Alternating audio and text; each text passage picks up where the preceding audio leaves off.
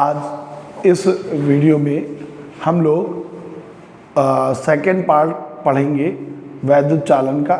जब आपके पास समय कम है और आपको बहुत कम समय में 12th की तैयारी करनी है, 12th का पेपर देना है, फिर आपके पास इतना समय नहीं होता कि आप एक्सरसाइज के सारे क्वेश्चंस न्यूमेरिकल फिर से लगा सकें, तो उस समय के लिए वीडियो है कि आप पेपर जब करीब है तो उस समय ये सेलेक्टेड क्वेश्चंस जो बोर्ड पेपर में आ चुके हैं, आ सकते हैं, उनका मैंने वीडियो बनाया है। इससे पहले अगर आपने नहीं देखा इसका फर्स्ट पार्ट ज़रूर देखिएगा, फिर ये सेकंड पार्ट देखिएगा। तो आज बगैर देर किए हुए इस वैद्युत चालन चैप्टर का हम लोग सेकंड पार्ट शुरू करते हैं। एक क्वेश्चन बहुत अच्छा सा आता है बोर्ड पेपर में, जो सामने लिखा है कि तांबे में मुक्त इलेक्ट्रॉन का घनत्व इतना दे रखा है। मुक्त इलेक्ट्रॉन घनत्व से मतलब है नंबर्स ऑफ इलेक्ट्रॉन कि उसका, तो नंबर्स ऑफ मतलब n, स्मॉल n की घनत्व जो है इतने प्रति घन मीटर में इतने मुक्त इलेक्ट्रॉन हैं, प्रति घन मीटर में इतने मुक्त इलेक्ट्रॉन है, जिसको हम n से रिप्रेजेंट करेंगे। क्वेश्चन कहा गया 20 सेंटीमीटर लंबाई, L बराबर 20 सेंटीमीटर, इसको मीटर बना लो। ठीक, 1 वर्ग मीटर क्षेत्रफल दे रखा, क्षेत्रफल को आप A से रिप्रेजेंट करते हैं 1 सेंटीमीटर स्क्वायर, सेंटीमीटर को मीटर बनाओ, इतना आ गया। अब कहा गया धारा का मान निकालो, I क्वेश्चन मार्क। फिर कहा गया 4 वोल्ट की बैटरी है, V बराबर 4 वोल्ट, और इलेक्ट्रॉनों की गतिशीलता बोलते हैं म्यू बराबर दे रखा है 4.5 इंटू 10 की पावर -6।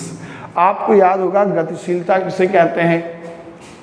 मैं हमेशा एक बात कहता हूँ, हर वीडियो में कहता हूँ, आज भी आपसे कह रहा हूँ कि जब आप इस चैप्टर के न्यूमेरिकल पढ़ें तो आप सबसे पहले इसके फार्मूले याद करें, डिफिनीशन याद करें। एक आदत में बना लें कि 12th में जब तक हैं तब तक रोज़ के रोज़ शाम में 10 मिनट हम सारे फार्मूले पढ़ेंगे, रोज़ किसी न किसी चैप्टर के फार्मूले, और आप ऐसा कर लें आपका न्यूमेरिकल बेस्ट तैयारी हो जाएगी। तो गतिशीलता को आपकी परिभाषा आपको याद होगा कि किसी आवेशवाहक का अनुगमन वेग और वैद्युत क्षेत्र की तीव्रता के अनुपात को गतिशीलता कहा जाता है। फिर सुने, किसी आवेशवाहक का अनुगमन वेग और वैद्युत क्षेत्र की तीव्रता के अनुपात को गतिशीलता कहा जाता है। अब देखो n दे रखा, L दे रखा, A दे रखा, म्यू दे रखा, हमें निकालना है I। तो एक फार्मूला आपको दिमाग में गूंजा होगा, I बराबर NEAVD, I बराबर NEAVD। हमको यहाँ पे n की वैल्यू मालूम, E का मान होता है आप जानते हैं, A मालूम, VD अनुगमन वेग, उसकी वैल्यू और निकाल लें तो उसका मान कैसे निकलेगा, यहाँ से देखें, यहाँ से निकालते हैं। तो यहाँ पर मेरे को अब E नहीं मालूम, तो आपने एक फार्मूला पढ़ा वैद्युत क्षेत्र की तीव्रता का, E बराबर V अपॉन D, D मतलब डिस्टेंस, मगर यहाँ पर हमने डिस्टेंस को, दूरी को L माना है, ये ऊपर चला आएगा। तो म्यू बराबर L VD अपॉन V, ये ऊपर आ गया। अब इस म्यू की वैल्यू मैं यहाँ पे रख दूंगा, है ना। फिर देखिए E बराबर V अपॉन D, D मतलब डिस्टेंस, यहाँ डिस्टेंस L है, ये ऊपर आ गया। अब यहाँ से हम VD की वैल्यू निकालें, अगर यहाँ से VD की वैल्यू निकालें तो VD की वैल्यू क्या आ जाएगी, ऊपर मल्टीप्लाई करो, mu V upon L, VD की वैल्यू निकालो, म्यू V अपॉन L, ये ऊपर। अब इस VD का मान मैं यहाँ रखूँगा, ठीक। तो I बराबर NEA और VD की value mu V upon L, ठीक। अब मुझे सब कुछ मालूम है, ठीक, समझ में आया। I बराबर NEA VD लगना था, VD नहीं मालूम, तो म्यू बराबर VD अपॉन E बराबर V अपॉन L, ये ऊपर चला जाएगा। अब VD की वैल्यू निकालनी, ये इसकी क्रॉस मल्टीप्लाई L अपॉन में आ जाएगा। ये मान कहाँ रख दिया, यहाँ पे। अब इनके मान रख दीजिए। n की वैल्यू क्वेश्चन में दे रखी 8.5 इंटू 10 की पावर 28 ई, एक इलेक्ट्रॉन का आवेश 1.6 × 10⁻⁻19 ए, एरिया दे रखा 10 की पावर -2, ठीक। म्यू बराबर दे रखा 4.5 इंटू 10 की पावर -6 और v इक्वल टू दे रखा है 4 वोल्ट। ये देखिए फिर से n की वैल्यू ये रखी, ई इलेक्ट्रॉन आवेश इतना होता है, a 10 की पावर -2 दे रखा है, ये देखिए ये वैल्यू रख दी। म्यू का मान इतना और v की वैल्यू 4, l का मान दे रखा 20 इंटू 10 की पावर -2, ठीक। अब जब मैंने सभी वैल्यू रख दी, अब इसको सिंप्लीफाई कर लोगे तो I बराबर आ जाएगा 122.4 एम्पियर। आप इसको सिंप्लीफाई कर लीजिएगा, इतना आंसर आ जाएगा। क्या आपको कंफर्म हुआ? नोट कर लें, फिर हम लोग नेक्स्ट वीडियो पढ़ते हैं, नेक्स्ट क्वेश्चन पढ़ते हैं। क्वेश्चन नंबर 2 देखिए। एक सेल 0.5 एम्पियर धारा लेने पर विभवांतर 1.8 वोल्ट हो जाता है। अब देखिए यहाँ पे दो धाराएं बात की गई, तो जब दो धाराएं हैं तो I1 I2 होगा। याद करो, जब आप कमरे में एक कोई अमित नाम से बच्चा आया तो हम उसको अमित कहते हैं।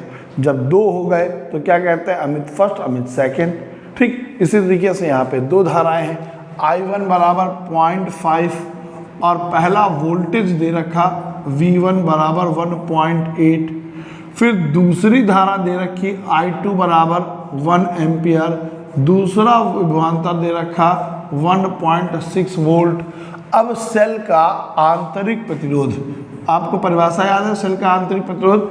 सेल के अंदर उत्पन्न रुकावट को सेल का आंतरिक प्रतिरोध कहते हैं। सेल के अंदर उत्पन्न रुकावट को सेल का आंतरिक प्रतिरोध कहते हैं। इसे स्मॉल r से रिप्रेजेंट करते हैं। और विद्युत वाहक बल ज्ञात करना है। अब आपको फार्मूला याद होगा, E बराबर V बराबर E minus I R, V बराबर E माइनस आई आर, याद है? आपने ज़रूर पढ़ा होगा। अब यहाँ पे इसी फार्मूले से फर्स्ट सिचुएशन में, प्रथम स्थिति में V1 बराबर E1 नहीं होगा, यहाँ पे I1 R1 क्यों नहीं होगा? उसका लॉजिक सुनो।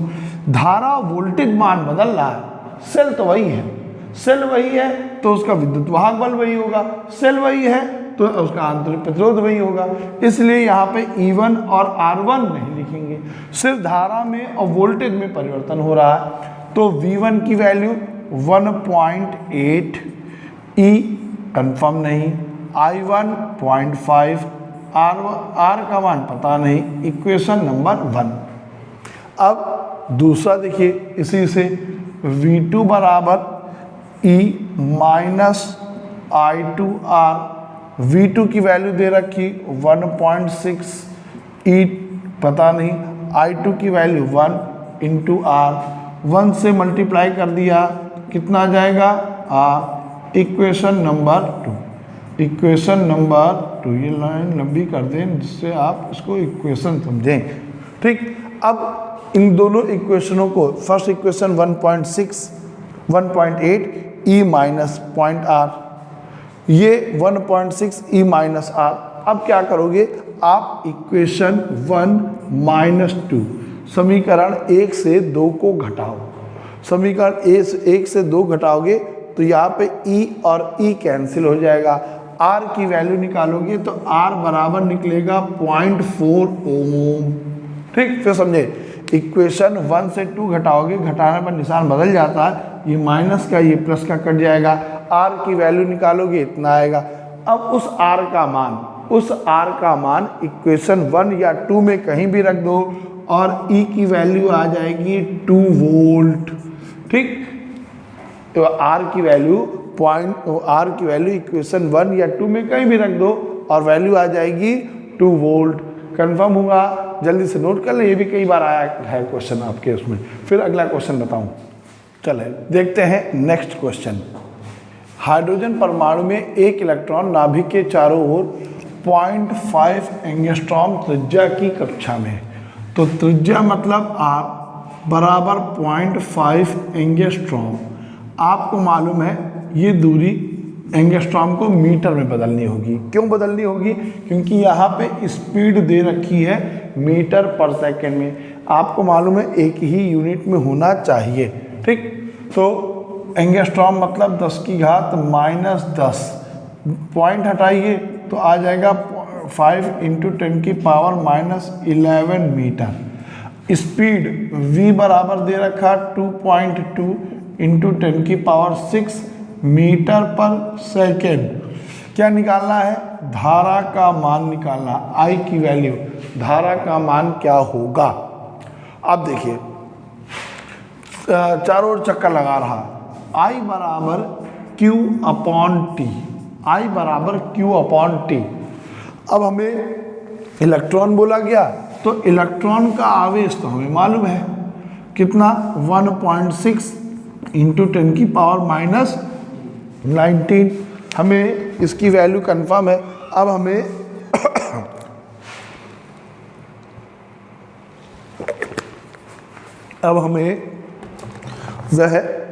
वो टी नहीं कंफर्म। देख तुमने फार्मूला पढ़ा, चाल बराबर दूरी बटे समय। तो समय बराबर दूरी, एक वृत्ताकार चक्कर लगा रहा है, वृत्ताकार मार्ग में चक्कर लगा रहा है एक, तो इसकी दूरी कितनी हो गई? इसकी परिधि के बराबर, और परिधि बराबर 2πr। समय बराबर दूरी बटे चाल, ठीक। ये वैल्यू उठाओ और यहाँ पे रख दो। तो Q बराबर 2πr/v, ये ऊपर ले जाओ। I बराबर QV/2πr। अब हमें सभी वैल्यू मालूम है।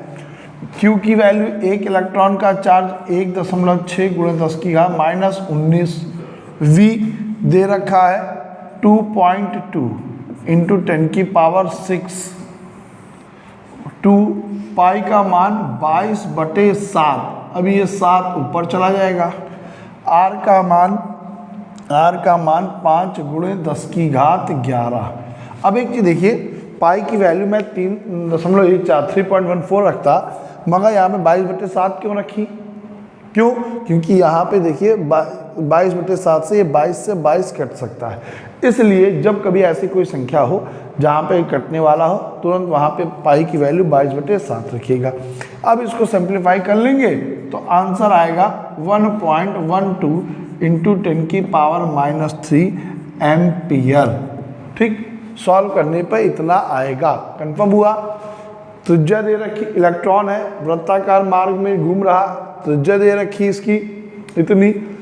अब इलेक्ट्रॉन है तो उसका इलेक्ट्रॉन का आवेश इतना हो गया, वेग इतना दे रखा, I बराबर Q/T।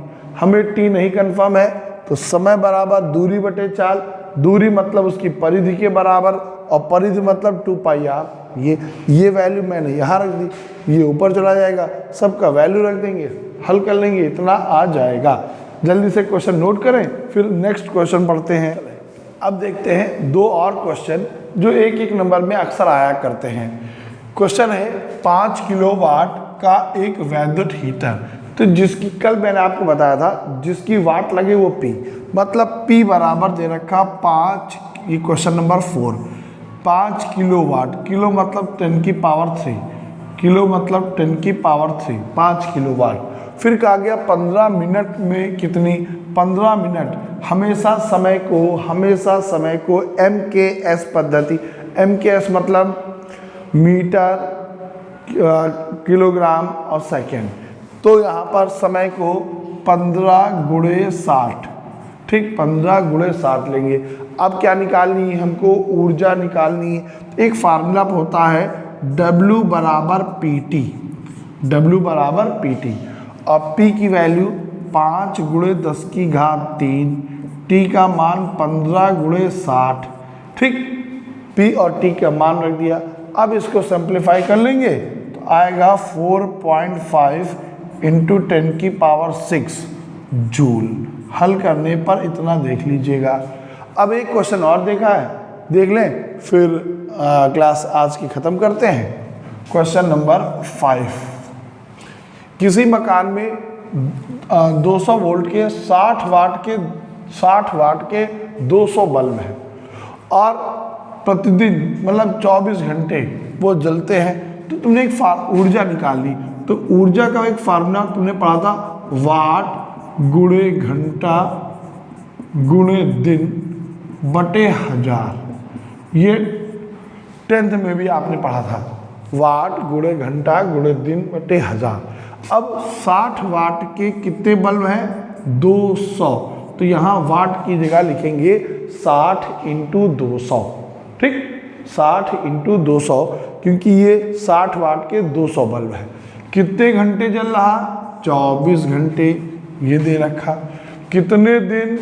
प्रतिदिन। प्रतिदिन मतलब 1, प्रतिदिन मतलब 1 बटे हजार। ठीक, अब आप इसको सिंप्लीफाई कर लीजिएगा, हल कर लीजिएगा और आंसर आ जाएगा। तो उम्मीद करता हूँ आज की इस क्लास में आपको न्यूमेरिकल समझ में आए थे। आज की क्लास का मैंने एक आपको टिप्स ज़रूर बताया कि जब तक आप फिजिक्स पढ़ें, जिस भी क्लास में हो आप पर डे एक आदत डाल लें कि 10 से 15 मिनट शाम को सोने से पहले किसी भी एक टॉपिक के फार्मूले याद करें और वो फार्मूले आप रोज़ लिख के देखें। आप कुछ दिन बाद देखेंगे आपकी फिजिक्स बेस्ट से बेस्ट होती जाएगी, पक्का और बेहतर होती जाएगी। ऐसा करके देखिएगा और अगर अच्छा लगा, अगर फ़ायदा हो तो मुझे बताइएगा ज़रूर कमेंट बॉक्स में। ठीक, ये क्वेश्चन नोट करते रहें, 12th के लिए इम्पॉर्टेंट है। चलिए मिलते हैं फिर नए वीडियो में।